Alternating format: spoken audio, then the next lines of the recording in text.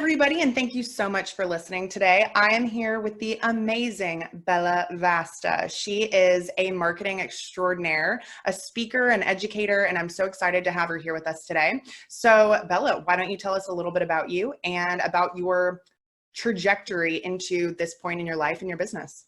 Hey girl, thanks for having me and congratulations on launching this podcast. That is Thank you. exciting and it's going to be a real treat for your community. So what's up if you're watching this in 2020 or beyond? My name is Bella Vasta and I actually got started in a local business back in 2002. My parents wanted to put a curfew on me and I was a junior in college. Now being a parent myself, I could kind of understand that. They wanted to know I was home and safe. But at the time, I didn't subscribe to that thought. I wanted to be out karaokeing and hanging out with my boyfriends, plural, and just having a grand old time. So when the lady that I used to babysit for in high school told me that she had a friend who had 2 white dogs, because that's all they were to me at the time, and she wanted to pay me $25 a night to sleep at her house, I was like, woman, I'll pay you to sleep at your house. Like, yes, I get to get out. So I had no idea at the time that people would actually pay for people to sleep overnight with dogs or walk them during the day and things like this, because our family dog always went to the cheapest kennel closest to the airport. Our cat, when we lived in Boston, used to go into the cellar and we used to put like a bag of food out and like 20 water bowls and be like, we'll tell Mickey and Minnie you said hi. We'll be back in a week. I mean, that's totally what we did. So this concept was completely crazy to me. So what I did is from 2002 to 2007, I started growing this pet sitting company. I graduated college with a human communication degree because it was the only thing that did not have a lot of math, and I hate math. I'm very opposite you. You're very data driven, analytical. I admire you for that because that is not how I am. And my parents told me I needed to get a real job. So I took that as a challenge and I said, watch this, I'm going to grow a business. So that's what I did. I grew a small local business and I grew it to 10 employees and an office manager. We were nationally and locally award winning, and people started coming to me in 2007 saying, how can I do what you do? And so I started coaching people and I realized this is what I want to spend the rest of my life doing, feeding and exciting other people and letting them know that they can do it, turning that can't into a can, you know? And so I always said that when I got married and had a baby, I would sell the company. I did do that in 2016 to the tune of a healthy 6 figures. And now I'm living the dream as a mom and a coach and a consultant and a speaker and an author and a podcast host and you name it, in the marketing field, I kind of have done it all. So you said, let's do a podcast. I said, heck yeah. And I'm excited to pour into your small local business owners because all of what you do is so applicable. And I also have a lot of background in helping grow the mom and pops from 4 figures to 7 figures. So. Yeah, absolutely. And I mean, the fact that you were able to do something like that at such a young age with no traditional training is amazing. And honestly, I wish I had gotten started a lot sooner. At around that age, that's actually what I wanted to do, but I never dove in. And looking back, you feel like you wasted a lot of years sometimes, but everybody just has their own journey. And I think it's amazing that you made that choice and decided to do it from the earliest possible place in life. So let's talk a little bit about growing that pet sitting business, because some people listening may feel like 10 employees is small and some people may feel like it's very big and that's their goal. So tell me what it was like in the early stages of trying to get to where you felt like a real business, and then what those challenges were as you grew to that level. Yeah. So I'm talking to everyone out there that just feels like they're told that they need a plan. They need a 90-day plan. They need to have goals. They need to wake up every day and manifest this stuff, right? That's all good. And I do that and I subscribe to it. But when you're getting started, you are just trying to keep all the balls in the air without them falling on your head, right? Absolutely. And so I always like to explain that I never had some magic pie in the sky amazingness. It was very organic. And by organic, I mean in the summer of, I think it was 2005, I was on Match.com. And I got an invite from one of the guys I met to go to Jamaica because he had a bar in Arizona and a bar in Jamaica. And he's like, hey, all expenses paid. I mean, obviously, like, I'm taking you, right? But July is 120 degrees in Arizona, which means everybody travels, which means as a pet sitter, it was my high time. But I was like, heck no, I'm not missing out on this opportunity because I have to quote unquote work. I was like, the reason why I started my own business is so that I can do what I want when I want. So I took the jump and I did it terribly and horribly wrong, but I got an independent contractor and I told her to do all my jobs while I was in Jamaica. And it was before Facebook was created. I mean, our only conversation was really via email at the time, because even like international calling or WhatsApp or iMessenger, like that wasn't all going on then. So it was very scary. I remember laying on the beach looking at the clouds thinking, oh my God, this is the first time I've been alone in my entire life and it feels weird. But I was hooked on that feeling. So I grew it because things in my life happened that pushed me further. I got to the point where I knew I was gonna be pregnant, and I knew that gearing up for it. And so I was like, what do I really need to do to make this work? And it was an office manager, because I was still like, running the ship and piecing things together. So I slid someone into that role. My life, I've always allowed my life and my wants to dictate how I run my business. And I think that's the best piece of advice that I can give your audience right now, is that I think too many times we get so bogged down by our business, especially our small local business, that we're suffocated or we're in bondage to it. And we're like, I can't possibly do that because this and this is going to happen. Or we get too emotional about it. So there's a lot of aspects that I think we all need to have, things like this, feeding our earbuds, feeding our ears and being inspired, surrounding ourselves by people that are smarter than us, quote unquote, and having a tribe of people that will pick us up when we're knocked down, because otherwise you will be in business for 20 years in bondage to it, underneath it, suffocating, like waking up in the middle of the night going, oh my God, like, what am I going to do tomorrow? Like, I know people like this. I used to be that person. And it's really, truly only our mindset that's going to push us through that. We're lucky to have a local business because you have local friends, you have the chamber, you have these networking groups. You're able to say, hey, Allie, let's go sit and have coffee. The closest I'm getting to you, girlfriend, right now is on my computer. And I am alone in my house and I'm looking at you on Zoom, which is great, but I still can't hug you. I can't go sit down and have lunch with you like I just did last week when we were in San Diego, And so as a local business, I really encourage you to reach out and have coffee with people. Just have coffee. No, I think that is truly amazing advice. And honestly, it applies to all of us, whether we're online businesses or offline businesses. I really do think that what you said was so amazing, that you decided that you wanted your wants and needs to dictate how you built your business. And I'm actually kind of in a place like that right now, where I've grown a good business and I'm really trying to decide, what do I love about it? What do I not like about it? And what's the life that I want to live? And focus those passions and those talents on making that happen, and not letting my life be a result of my business, but the other way around. And you're also so correct in terms of the local factor. So there's definitely a lot of competition with businesses online. I mean, online shopping is huge. There are a lot of industries that people didn't necessarily believe would go online that have. But I can tell you with almost 100% certainty that you will never have a dog walker online only. You might request them through an app at some point if it's not already being done, but you're never going to be able to get that other than through a local business, the same way that you would with a restaurant or a coffee shop, or all of these different businesses that they're not going anywhere. The question is, how successful are you going to be while you're around? Is your competitor going to steal that business, or are you going to claim that business for yourself?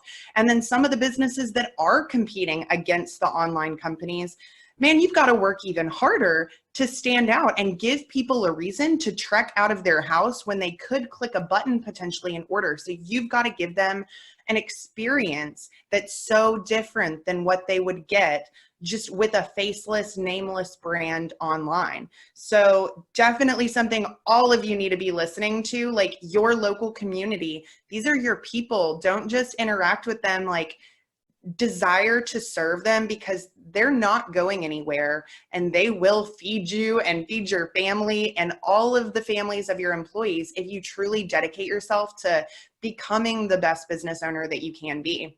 So you seem like you had these really clear decisions in terms of, I need to hire this person. I want to hire this person. This is the direction I want to go. It can be really challenging to hire the right people. Do you feel like you made a lot of mistakes early on, or do you feel like you kind of came up with a process that kind of guaranteed a little bit better results? Or tell us about that. Oh my gosh, I am still making mistakes. I don't think you ever get like perfect, because you cannot predict the human element, right? So But right. what you can do is you can perfect your hiring process. I have a story about that. Before I go into that though, you just made such a good point that I want to kind of illustrate it to your listeners about like no one can actually walk a dog. Now, in the dog industry, there's a big company many of you guys might have heard of called Rover. And everyone in the pet industry, they call them hobby sitters. And they always say that these hobby sitters are hurting our industry, much like Uber did to the cab drivers. The problem that they miss out on, and this is a lesson for every business, every local business, is what you were just saying, which is the experience, Allie. And the thing is that, you know, Rover sent out a right now we're in the height of the coronavirus and the frenzy of it. Rover sent out an email on Tuesday about the coronavirus. I didn't see any pet sitters do that, any local pet sitters, until I did a Facebook Live and I encouraged them to be a thought leader. I saw that. And I gave them an outline, okay? And so as a consultant over smaller businesses, we need to encourage them to be thought leaders. And we need to show them, hey guys, this is how you can be useful to your local community, okay? And who else to talk about the local coronavirus than you, the local business, okay? Mm-hmm. And it's not a matter of fear mongering or anything. It's passing along information and news and facts, right? The other thing about this Rover thing is that people say, oh, well, they just steal them. And these Rover people who are signing up are fly-by-nights and they're not really good dog sitters and there's dogs dying everywhere. But what they don't realize is that Rover's barrier of entry, that app that they have, is so easy for you to sign up as a client, and they don't have to there's no barriers in that sales process. This relates a lot with what you do with your sales process, right? Because you can have kick-ass funnels, but if the rest of the process is defunct, the funnel, the ads aren't going to matter. Exactly. And so what I try to tell my pet sitters is that your user experience on your website, your ability to sign up, my ability as a busy mom, I want to check, I've got a dog walker. I don't want to have to fill out a form and then wait for you to call me back within 24 hours. And a lot of business owners miss that. So that's super duper important. I just kind of wanted to build off of that for a minute. In terms of hiring, my coach taught me a lot about this, and I in turn teach it to a lot of people as well. I really believe in having a couple things. One, a hiring gauntlet. But in order to have a really good gauntlet, you need to know what you're looking for. Allie, if you were hiring someone, I would assume that you'd want someone who's really good with math and analytics and very data driven, right? If you're a pet sitter, you're looking for someone who's compassionate, who's a caretaker, who doesn't really care about money and analytics, right? So the first thing is you got to identify your avatar. The second thing is you've got to position your gauntlet, your stages of interviewing, in a way that tests the most important things to you. But I find a lot of people don't identify what is most important for the job or for the company culture. Therefore, they get someone and then they realize, oops, I made a mistake. The third thing is making it automated. And I'm actually a partner with this company called Jazz HR, and they give everyone like $100 off the monthly plan. But it's amazing because you load in this workflow and there's knockout questions. So I can get 100 applications. I only see 20 of them because I have knockout questions. And I'm like, if you answered no, then don't even do not come before me. Yes. and then you look at that. And if you like it, you click a button and they're on to phase 1. Phase 2, phase 3, phase 4, and they all have time limits. And if they don't do within the time limit, they get kicked out. So out of those 20, you're down to 5 or 3. And then those are the ones that you meet with. And those are the ones that have already gone through your test of your avatar or what you're looking for. So I say, figure out what you're looking for, create an avatar, get a workflow, and then create a hiring gauntlet using some sort of software, hopefully. And know that you're going to suck at it. I had a podcast guest and he said, we all start at suck. And that's right. Hiring is so hard. It is just like dating. And if you think that you're going to have a phone conversation with someone for 30 minutes and then hire them, you're sadly mistaken, because that's as great as going out to a bar, having a drink with someone, getting married that night, and expecting that relationship to last until you're 80 years old. That is just wrong. Does that help? What a great analogy. Seriously. It's so true though. And I think that is something that holds a lot of people back. They're not, Oh, yeah. sometimes they're not willing to hire because they're not willing to make a mistake or not willing to be frustrated at Yeah. the person you hire, which, yes, is it fun? Not always, actually never, but you do learn what you need to do differently and what are those qualities and characteristics that you may have never thought of that truthfully are important to you. I think that software sounds amazing, especially the time limits. I think that sounds great because to me, you know, being able to work efficiently, doing things in a timely manner is so, so important. And if somebody can't do that from day one, they're not going to be able to do that long term. So it is better to just, you know, get rid of them right out of the gate. The time limit, the other secret to that, Allie, is sometimes when we're hiring, we go, well, how long should I wait for a response back? And they're like, well, it's been 2 days. Should I just consider her not there? Or like they get these things and I'm like, you need to just put a time limit on it. You know, just part of our process, please answer the following within 24 hours or 48 hours or whatever it might be. You know what I mean? And the other cool thing about that software too, and this goes into it, you don't necessarily have to use this software, but that it goes into is it can actually house your background checks. It can house your personality checks. It can house your, it integrates with HR, you know, like fill out these forms and let's get you set up for payroll. And like, it can take you all the way through. And so when you, the busy business owner who's trying to keep all those balls in the air, don't have to actually go sign into 12 different, you know, platforms and try to piece it all together, it really helps the anxiety level of the overall hiring process go down and makes you look like a bad in charge. And I don't know how much I can swear on here, but say what you need to say, girl. Okay, it makes you look like the badass in charge that knows what they're doing, which just excites the new worker because they're like, oh, this isn't just a mom and pop business trying to like, I hope they'll pay me, because you know that's what they're all thinking. I hope they have enough money to pay me. They actually start gaining this trust in you and your brand. So I think that is actually so amazing because in the same way that you are interviewing them, they're also interviewing you. And I've been the in-house marketer for local businesses, and I've been screwed over financially by some of those businesses. And it is not a fun position to be in. And what's funny is it doesn't actually matter how much revenue they appear to be doing or how much revenue they say they're doing. So many other factors go into that. And sometimes you're just not working for people who have it together. So if you can show someone that you have it together, that is something that gives them that confidence. I know plenty of people who have worked for businesses that they didn't get paychecks for weeks. And my thought is, why are you still working here? Why have you not like really aggressively said, hey, am I going to get paid or not? Because I've got to feed my family. And the sad part about it is that they could have changed their processes and taken care of their people. But, you know, you're never going to keep any good employees if you're not treating them the right way. And then also the automation, just like we do in marketing, we want to save time. We want to save money, and time is money. So if you can save one, you're definitely saving the other. And when you can have all of those things rolled into one, you are able to be more efficient, but also be more accurate and not have to worry about so many things because there's already too many things to worry about. So absolutely. Let me add one more thing onto that. That's going to really excite, I think, all of us. And this was something that clicked in my brain about 6 years ago.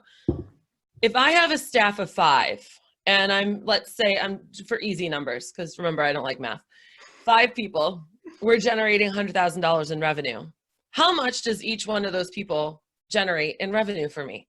$20,000, right?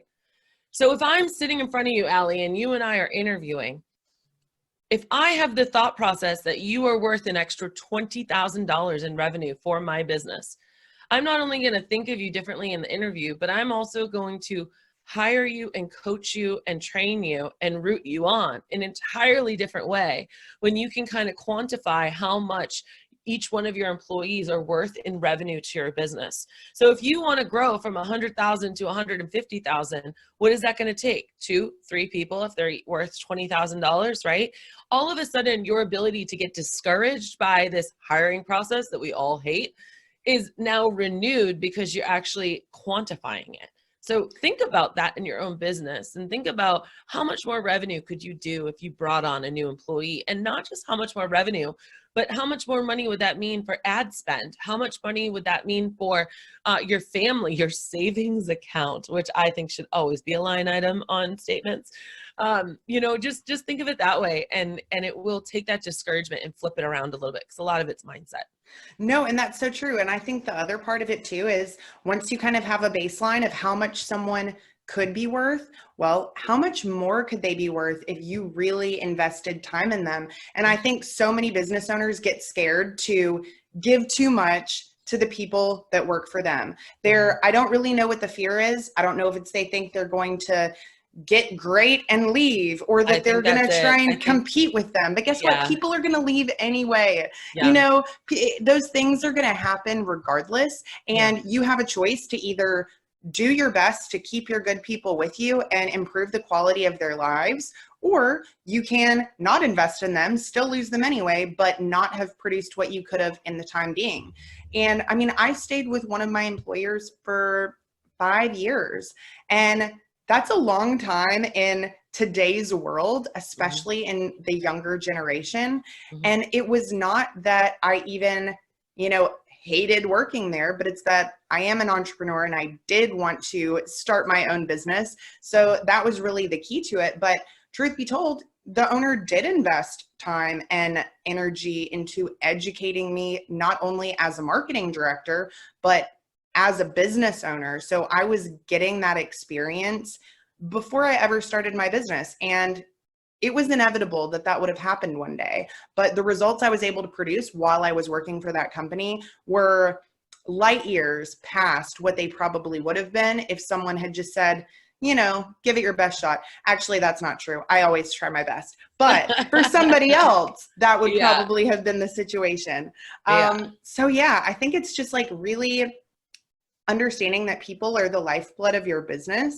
And if you don't want to manage them, hire someone else to manage them, or choose to work in an environment that isn't comprised of a ton of people. Not every local business has to have a lot of employees, but you do need people to grow. So if you want to stay the same, you can make that decision. If you just want something that's going to be at a great level long-term, that's awesome. But if you want to take things to the next level, there should be more work involved, meaning you're going to have people, and that hiring process or managing or training process is going to be crucial to you. Absolutely. Couldn't agree more. So in this experience of your own, having this dog walking business, growing this business, selling this business, and now coaching other people to do what you were able to do, what do you think is one of the best pieces of advice that you could give to local business owners to help them be more successful? I always love this question, and I'm always eager to say the answer is love the word no. If you do not love the word no, you're going to fail. If you don't get excited by rejection or failure, you're going to fail. And you're going to fail in the way that you fail, and you fail down instead of fail up. You're going to stay down. You're not going to jump back up, because you're going to be told no like 95% of the time. And that's why some people, they fail and then they sit and they wallow in it. And then they get fearful from the failing, and they don't want to fail again. So then they stay there. And then 10 years later, they're still in the same spot. Your business, your life should be changing. If your business is not pouring into your life after the 3rd year, you need to think about what you're doing. And if you really want to do it, I mean, I don't try to fail per se, but when I do fail, I learn a lot from it. And it's exciting for me. So I would say fail often and happily, and learn from it, I know. I couldn't agree more. And the thing is I think it's just getting comfortable with the fact that it's going to happen and not letting it define you, because it's easy. I think especially as entrepreneurs, we get so tied up in the identity of being a business owner that we feel like any failures in business is a personal failure, but that's not what it is. And almost every ultra successful entrepreneur will tell you that they failed more times than they've succeeded, but all you see is the success when you look at someone. So Yeah. I think that's amazing advice. Well, thank you so, so, so much for being here. You are definitely just a wealth of knowledge. Getting to meet you was so awesome. And Oh, I've me been thinking too. a lot about some of our conversations, definitely some stuff that I'm going to implement in my own business. So just excited to see what you do next and can't wait to hear more from you. Honestly, you've got so much knowledge to give. So I really appreciate it. Cool. Thanks for having me, Allie. Thank you.